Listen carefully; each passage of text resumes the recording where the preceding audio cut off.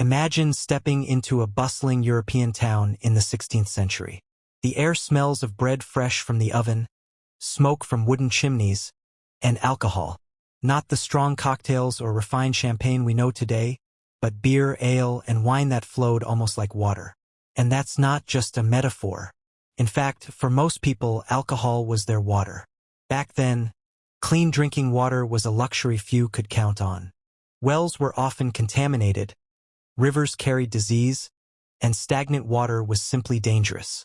But fermentation killed harmful bacteria, turning beer and wine into something much safer. So from noble banquet halls to peasant huts, alcohol was not only a drink of choice, it was a daily necessity. This might sound shocking, but even children consumed alcohol. Of course, not the strong kind, but small beer or watered-down wine, with barely enough alcohol to cause a buzz. For them, it was no different from having milk or juice today. Parents believed it was healthier than water, and in many ways they were right. But here's the fascinating part. Alcohol in the 16th and 17th centuries was not consumed in the same way we drink today. For nobles, it was a symbol of wealth, refinement, and status. For peasants, it was a lifeline, a source of calories, and sometimes, their only comfort after long days in the fields. Let's pause here and picture the scale. In England during the 16th century, records suggest that the average adult consumed around 1 gallon of beer per day. Yes, per day. But keep in mind, this beer was much weaker than modern brews, often only 2 to 3% alcohol. Stronger ales existed, but they were reserved for special occasions or those who could afford them. In Central and Southern Europe, wine took the place of beer. From France to Spain, from Italy to the vineyards of the Rhineland, wine was the drink of choice, and entire economies thrived on its trade. But again, wine was usually diluted with water for everyday drinking, making it mild but safe. Only during feasts or ceremonies was strong, undiluted wine poured into golden goblets. Alcohol also played a spiritual and symbolic role. Wine was sacred in Christian ritual, part of the Eucharist, and deeply tied to religious symbolism. Ale and mead, on the other hand, carried echoes of older traditions, reminding people of their ancestors and pagan festivals. Every sip carried layers of meaning beyond thirst. And the tavern? That was the beating heart of community life.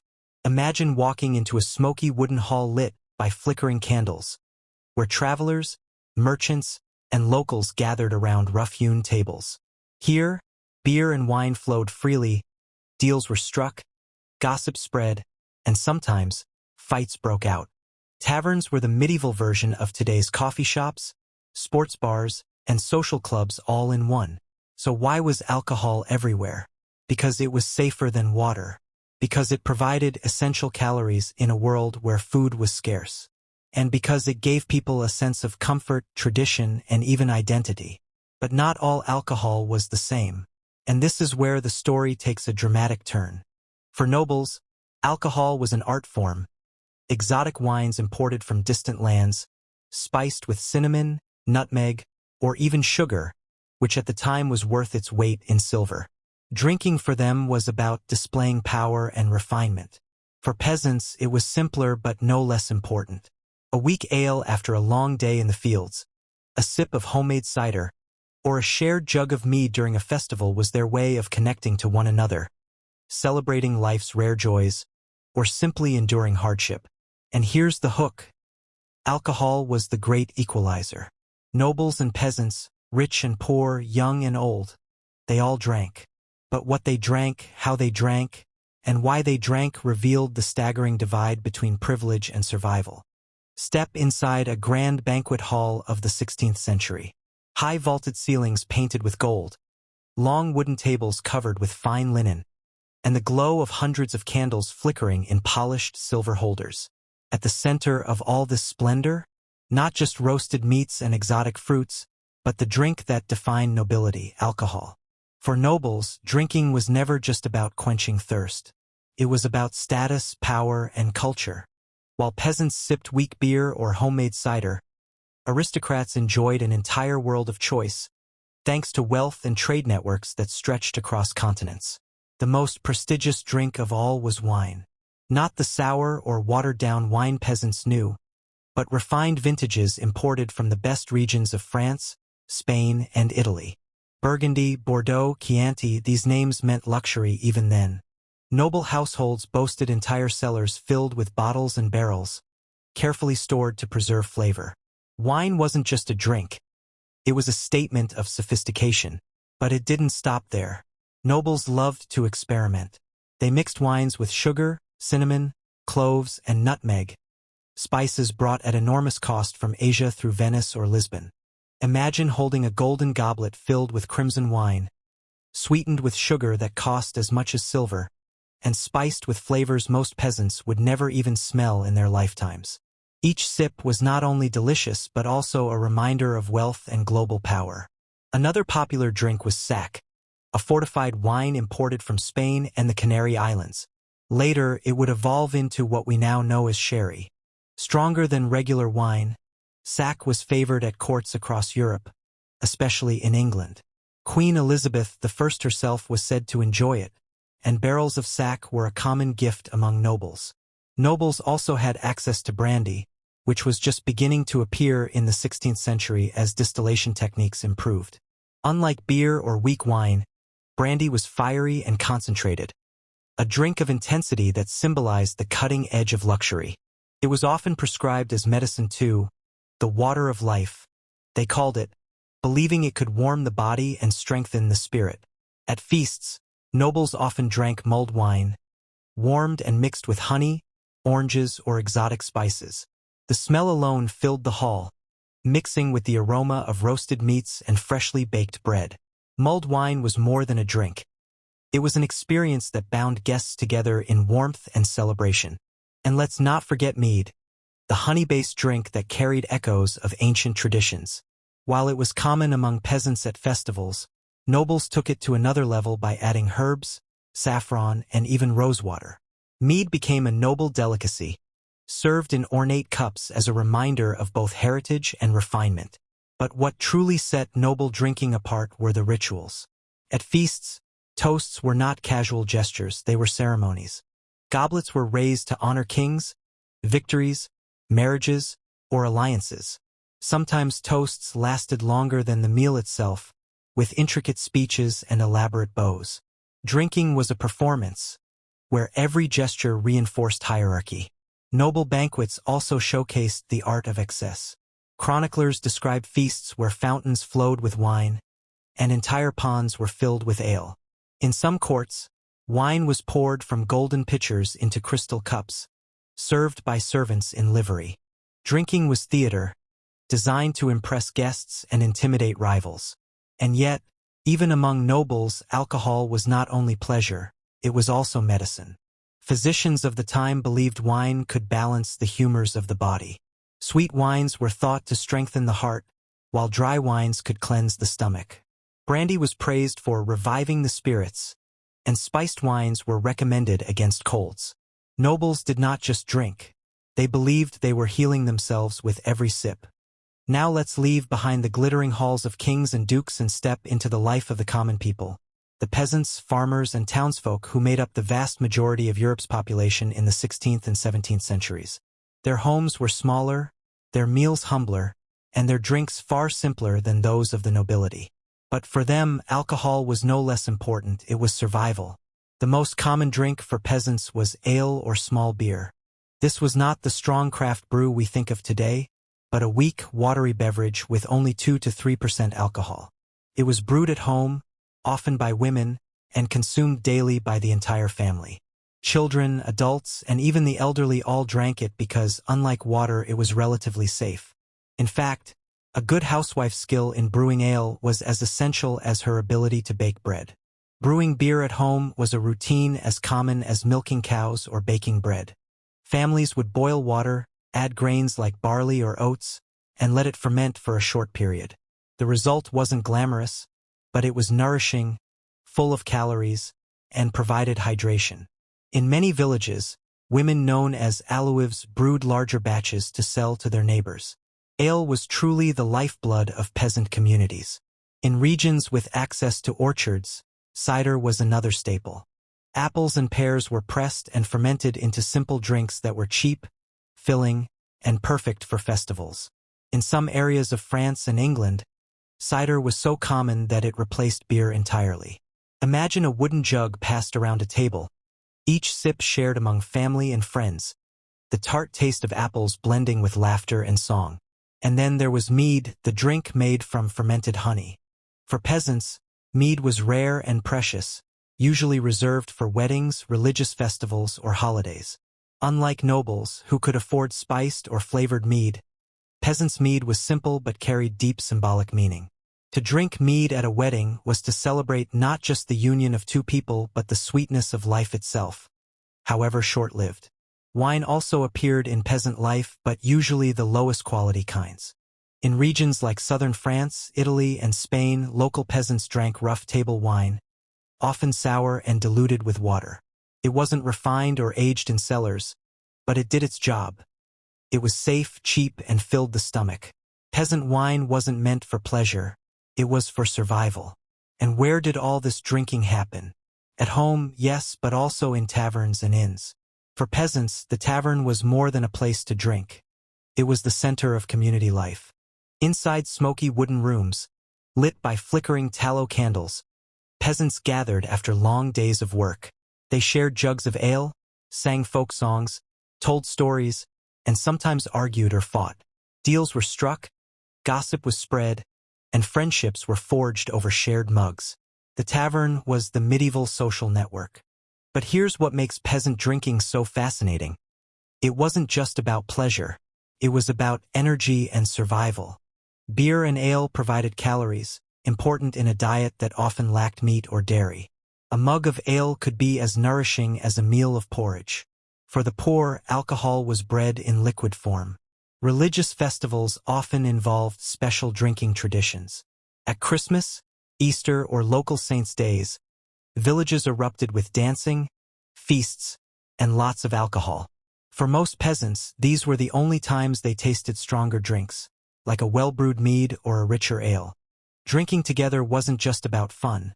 It created unity in communities where survival often depended on cooperation. Still, not everything was cheerful. Chroniclers from the 16th century note that drunkenness among peasants was common, and authorities often passed laws to restrict it. In England, for example, there were strict rules against excessive alehouse haunting. But the truth is, alcohol was one of the few escapes peasants had from the grind of daily labor. For them, a mug of ale at the end of a hard day was not a luxury. It was relief. So while nobles toasted with golden goblets filled with exotic wine, peasants shared clay mugs filled with weak ale.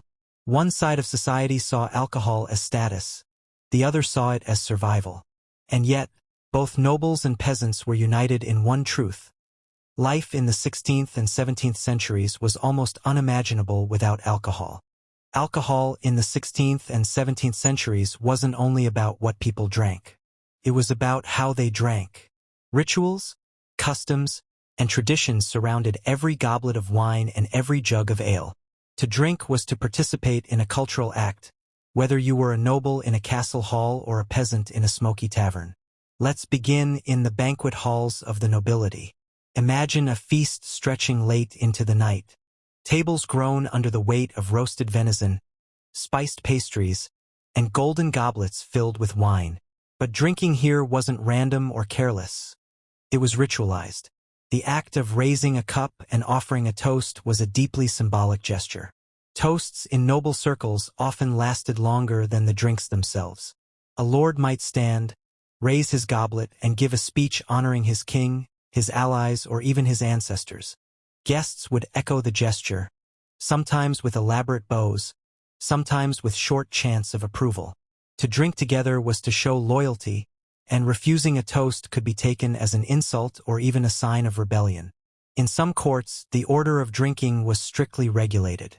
The highest-ranking noble always drank first, followed by others in precise order of importance. This reinforced the hierarchy at the table. Even the way cups were handed mattered. Using the left hand instead of the right could be seen as a grave insult. Noble feasts often included entertainment tied to drinking.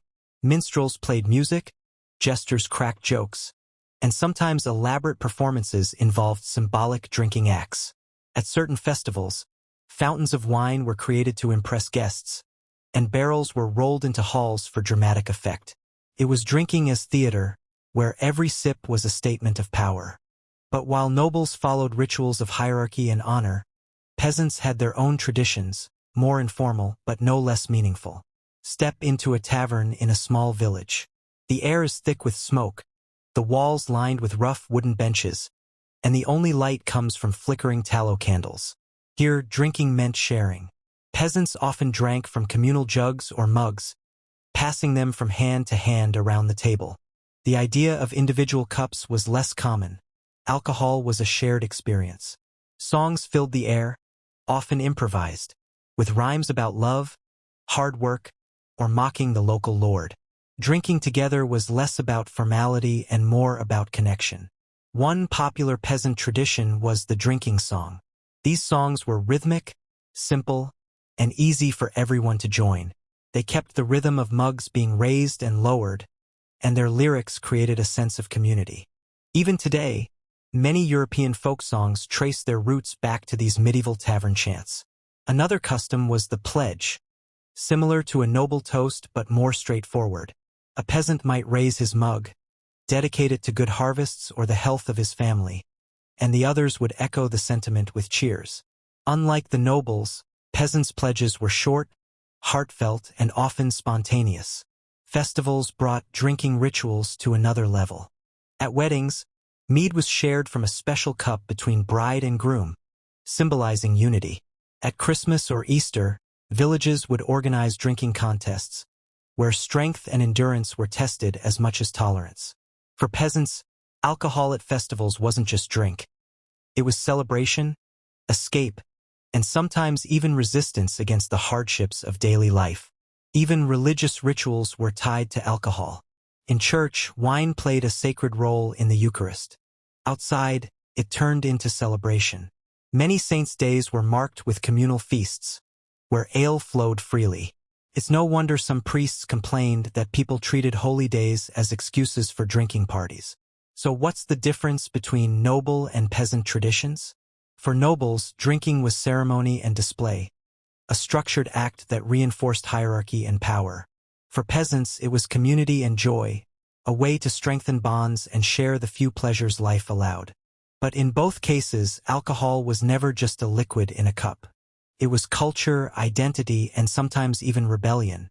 Whether in golden chalices or wooden mugs, the act of drinking connected people, created memories, and gave meaning to everyday life. For all its importance in daily life, alcohol in the 16th and 17th centuries brought as many problems as it did comforts. It was a lifeline for survival, but it also created tensions, disorders, and even fears that echoed through every layer of society. Let's start with the most obvious problem: drunkenness. Chroniclers of the time often complained that peasants spent too much time in alehouses. In England, there were so many taverns and inns that authorities worried people were abandoning work in favor of drinking. Laws were passed to restrict the number of alehouses or to fine those who haunted them too often. Still, enforcement was weak, and taverns remained as crowded as ever. Nobles, too, were not immune. Feasts could last for hours, with endless rounds of toasts.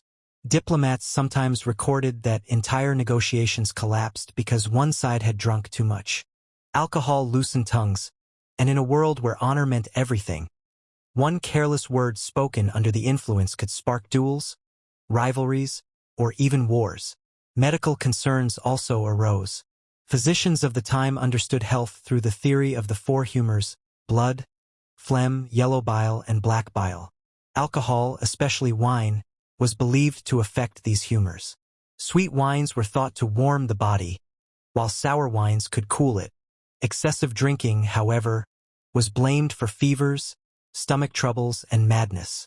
Doctors warned that drunkenness unbalanced the body and soul, though they often prescribed moderate drinking as medicine. And moderation was rarely the rule. In German lands, heavy beer drinking became so common that some towns placed restrictions on brewing or on how much beer could be served at a single event. In France, riots sometimes broke out in wine-producing regions when prices spiked, because people could not imagine life without their daily cup.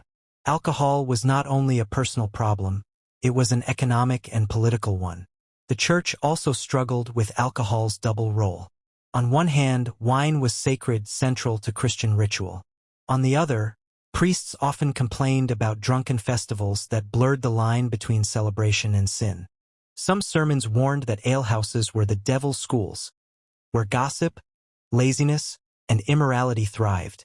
Yet, ironically, monasteries were among the best brewers and winemakers of the era. The contradiction was clear. Alcohol was both holy and harmful. Another issue was addiction, though the word didn't exist yet. Chronic drinkers were often ridiculed in literature and art.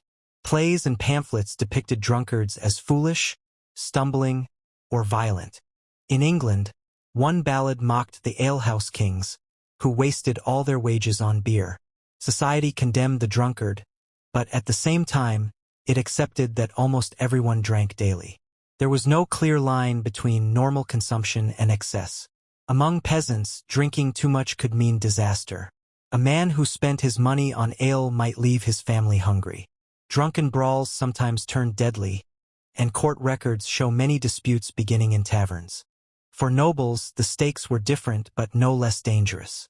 Excessive drinking could ruin reputations, weaken alliances, and even undermine authority. Alcohol also shaped gender roles. Women, especially in peasant households, were expected to brew ale but not to drink excessively.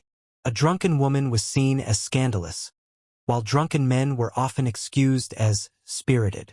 Still, women sometimes used taverns as spaces of freedom, where they could join in songs and gossip. Authorities frowned on this, linking women's drinking with disorder. The irony is clear.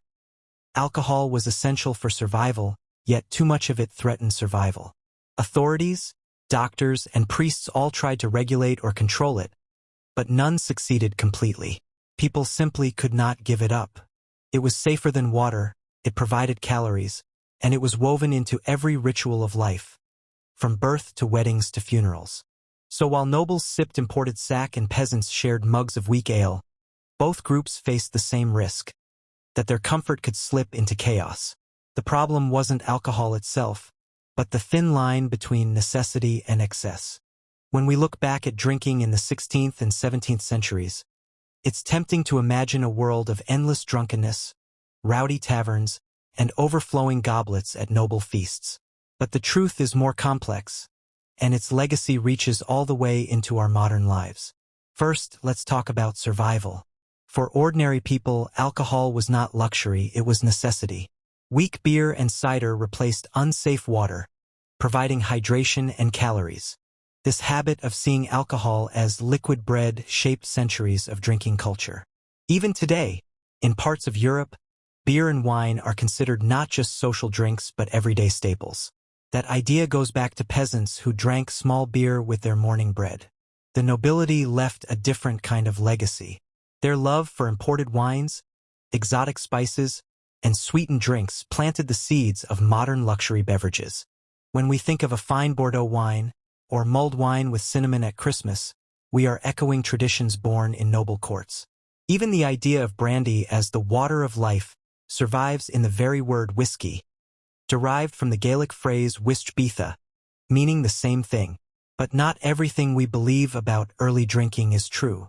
One of the biggest myths is that everyone was constantly drunk. In reality, most drinks were far weaker than modern alcohol. Small beer had less alcohol than today's light lagers, and diluted wine was more like flavored water than modern vintages. Drunkenness happened, of course, but daily drinking was more about safety than intoxication. Another myth is that peasants had no variety. In fact, local brewing traditions were incredibly diverse. A village in Germany might brew strong wheat beer, while one in England specialized in oat ale, and in France, cider ruled the countryside. These differences created regional identities that still survive today in Europe's beer and wine culture. The rituals of drinking also left a deep cultural mark. Noble toasts evolved into the polite clinking of glasses we know now. Peasant drinking songs live on in folk traditions and festival music. Even the tavern as a social hub has its echoes in modern pubs, cafes, and bars. which still serve as places where news is shared and communities come together. The problems of alcohol also carried forward.